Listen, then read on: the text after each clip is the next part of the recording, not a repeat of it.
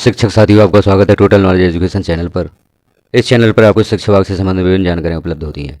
शिक्षा विभाग में होने वाली ऑनलाइन कार्य जैसे UDAS प्लस RS कैंपी पोर्टल, शिक्षा पोर्टल, विमर्श पोर्टल, MPBSE पोर्टल, कक्षा 3-4 और कक्षा 6-7 का परीक्षा फल आप कैसे तैयार करेंगे, इससे संबंधित जानकारी आपको इस चैनल पर उपलब्ध होंगी। तो आप चैनल पर पहली बार हैं तो चैनल को सब्सक्राइब कर लें, बेल आइकन को क्लिक कर ऑल पर प्रेस कर दें ताकि जैसे ही कोई महत्वपूर्ण जानकारी चैनल पर पब्लिश की जाती है और नोटिफिकेशन के रूप में आपको प्राप्त हो सके। तो यहाँ हम देख रहे हैं मासिक मूल्यांकन पंजी का प्रारूप जो कक्षा 6 और 7 का है। किस प्रकार से आप इस प्रारूप को तैयार करेंगे, कौन कौन सी जानकारी यहाँ पर देनी होगी, यह सारी जानकारी हम यहाँ पर देखेंगे। तो कक्षा 6 और 7 का जो मासिक मूल्यांकन पंजी का प्रारूप है वह आप देख रहे हैं। प्रत्येक विद्यार्थी का अलग अलग यह तैयार किया जाता है, एक पेज एक विद्यार्थी के लिए होता है। तो यहाँ जिस विद्यार्थी के लिए आप मासिक मूल्यांकन पंजी तैयार कर रहे हैं उस विद्यार्थी का स्कॉलर क्रमांक ऊपर आप देख रहे हैं यहाँ लिखना होगा। जो विद्यार्थी का स्कॉलर नंबर है या दाखिला खारिज क्रमांक है, प्रवेश पंजी क्रमांक है, उसे आप लिखेंगे। विद्यार्थी का नाम, जिस विद्यार्थी के लिए आप मासिक मूल्यांकन तैयार कर रहे हैं उस विद्यार्थी का नाम लिखा जाएगा। और यहाँ कक्षा 6 या 7 किस कक्षा में विद्यार्थी और कक्षा लिखी जाएगी और सेक्शन लिखा जाएगा। और क्रमांक, विद्यार्थी का क्या क्रमांक है वह क्रमांक यहाँ पर लिखा जाएगा। छात्र का आधार नंबर लिखें। छात्र की अपार ID जनरेट हो गई है तो छात्र की अपार ID लिखें और छात्र की समग्र ID लिखें। अब नीचे हम देखेंगे जो मासिक मूल्यांकन पंजी आपको तैयार करनी है। तो सबसे पहले हम देख रहे हैं शैक्षिक क्षेत्रों का मूल्यांकन, प्राप्तांक और ग्रेड। यहाँ कक्षा 6 और 7 के विषय दिए गए हैं। प्रथम भाषा, द्वितीय भाषा, तृतीय भाषा, गणित विज्ञान, समाज विज्ञान और अतिरिक्त विषय। प्रथम भाषा, यहाँ पर आप उस भाषा को लिखें जिस माध्यम से विद्यार्थी आपके विद्यालय में अध्ययन कर रहा है। जैसे हिंदी माध्यम के लिए प्रथम भाषा हिंदी होगी, अंग्रेजी माध्यम के लिए अंग्रेजी होगी और अन्य कोई माध्यम है यदि आपके विद्यालय का तो प्रथम भाषा में उस माध्यम का विषय होगा। द्वितीय भाषा में हिंदी माध्यम के लिए यहाँ द्वितीय भाषा में अंग्रेजी लिखा जाएगा, अंग्रेजी माध्यम के लिए यहाँ हिंदी लिखा जाएगा द्वितीय भाषा में।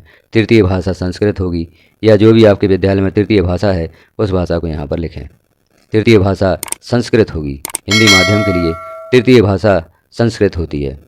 चौथा विषय गणित, जो आवश्यक विषय हैं गणित विज्ञान, समाज विज्ञान। और यदि आपके विद्यालय में कोई अतिरिक्त विषय भी पढ़ाया जाता है तो उस अतिरिक्त विषय को भी यहाँ पर लिखें। अब हम देख रहे हैं मासिक मूल्यांकन।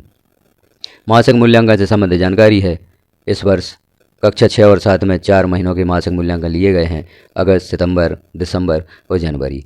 तो यहाँ पर आपको मासिक मूल्यांकन में जो अंक प्राप्त हुए हैं माहवार उन्हें आप लिखेंगे और ग्रेड लिखेंगे। मासिक मूल्यांकन प्राप्तांक, जो प्रत्येक महीने 10 अंक का मासिक मूल्यांकन आपने लिया है उसके पूर्णांक और ग्रेड यहाँ पर लिखेंगे। अब मासिक टेस्ट मूल्यांकन पूर्णांक 40 का होगा तथा 4 महीनों के 40 अंक होंगे और प्राप्तांक योग यहाँ पर लिखेंगे, प्राप्तांक का योग लिखेंगे और नीचे अधिभार लिखेंगे। प्रत्येक विषय का प्राप्तांक और अधिभार यहाँ लिखना होगा। आगे हम देख रहे हैं अर्धवार्षिक मूल्यांकन 60 अंक का होगा और प्राप्तांक लिखेंगे यहाँ पर और अधिभार 20। जो आपको यहाँ पर अर्धवार्षिक मूल्यांकन का अधिभार 20 देना है वह अधिभार यहाँ पर लिखा जाएगा। और यहाँ पर मासिक मूल्यांकन का जैसे हमने देखा था जो छात्र को प्राप्तांक है और प्राप्तांकों का योग लिखेंगे और यहाँ पर 10% अधिभार आपको मासिक मूल्यांकन टेस्ट का लिखना होगा। अब अधिभार कैसे ज्ञात करेंगे इसके लिए आप साइड में दिख रहे हैं जो समीकरण दिया गया है, सूत्र दिया गया है, उस सूत्र के आधार पर आप अधिभार ज्ञात करेंगे सभी विषयों का। या मासिक मूल्यांकन, अर्धवार्षिक मूल्यांकन और वार्षिक मूल्यांकन प्रोजेक्ट जो आपने लिए हैं इन सब के प्राप्तांक और अधिभार आपको यहाँ पर लिखना होगा, क्योंकि जो वार्षिक परिणाम तैयार किया जाएगा वह अधिभार के आधार पर ही किया जाएगा। तो अधिभार ज्ञात करने हेतु यहाँ पर जो सूत्र दिया गया है उस सूत्र का प्रयोग करते हुए आप अधिभार ज्ञात कर सकते हैं। मासिक मूल्यांकन का 10 अधिभार होगा, अर्धवार्षिक मूल्यांकन का 20% अधिभार होगा। वार्षिक मूल्यांकन में अधिभार ज्ञात नहीं करना है। वार्षिक मूल्यांकन 60 अंक का होगा, जो कि 60 में से प्राप्त जो भी छात्र ने अंक किए हैं उन प्राप्त अंकों को यहाँ पर पूरा लिखा जाएगा। अब वार्षिक प्रोजेक्ट का जो प्राप्तांक है वह लिखे जाएंगे और अधिभार जो 10% आपको ज्ञात करना है वह अधिभार लिखा जाएगा। और ग्रेड भी यहाँ हमें देनी होगी। मासिक मूल्यांकन की ग्रेड, अर्धवार्षिक मूल्यांकन की ग्रेड और वार्षिक मूल्यांकन की ग्रेड भी आपको यहाँ पर शो हो रही है, वह लिखना होगा। अब हम देखते हैं वार्षिक परिणाम। वार्षिक परिणाम कुल 100 अंकों पर ज्ञात करना होगा। मासिक मूल्यांकन का जो अधिभार है वह 10 होगा, अर्धवार्षिक मूल्यांकन का अधिभार 20 होगा, वार्षिक मूल्यांकन का अधिभार 60 होगा और प्रोजेक्ट का अधिभार 10 होगा। इन सब का योग 10 और 20 30 30 और 60 90 और प्रोजेक्ट 10। इस प्रकार से 100 अंक में से आप वार्षिक परिणाम ज्ञात करेंगे और जो ग्रेड बनेगी 100 अंकों पर वह ग्रेड आपको लिखनी होगी। तो इस प्रकार से आप शैक्षिक क्षेत्रों का मूल्यांकन यहाँ पर भरेंगे। और नीचे हम देख रहे हैं कुल प्राप्तांक ग्रेड का, जो वार्षिक परिणाम में कुल प्राप्तांक हुए हैं उन प्राप्तांकों का योग आप लिखेंगे और ग्रेड लिखेंगे। वार्षिक मूल्यांकन में जो भी छात्र को ग्रेड प्राप्त होगी वह ग्रेड आप यहाँ पर लिखेंगे। अब हम नीचे देख रहे हैं सह शैक्षिक क्षेत्रों का मूल्यांकन। तो जो सह शैक्षिक क्षेत्रों का मूल्यांकन किया जाता है उसमें छात्र को ग्रेड प्रदान करनी होती है और ग्रेड के आधार पर जो अंक यहाँ पर छात्र के बनते हैं उन्हें लिखना होता है। जैसे शैक्षिक क्षेत्रों का मूल्यांकन है प्रत्येक माह 2 अंक का होता है। यहाँ जैसे माह आप देख रहे हैं जुलाई, अगस्त, सितंबर, अक्टूबर, नवंबर, दिसंबर, जनवरी, फरवरी और मार्च। इन महीनों के आपको शैक्षिक क्षेत्रों के मूल्यांकन के प्राप्तांक और ग्रेड लिखना है।